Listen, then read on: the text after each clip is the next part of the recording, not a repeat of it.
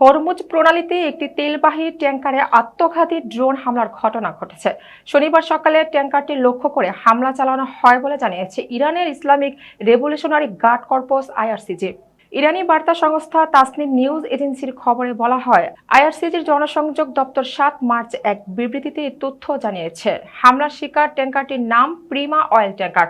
বিবৃতিতে বলা হয়, হরমুজ প্রণালীতে অনিরাপদ পরিস্থিতি সম্পর্কে আইআরসিজি নৌবাহিনীর বারবার সতর্কতা উপেক্ষা করে ট্যাংকারটি চলাচল করছিল। সতর্কবার্তা অমান্য করায় ট্যাংকারটিতে ড্রোন আঘাত হানে।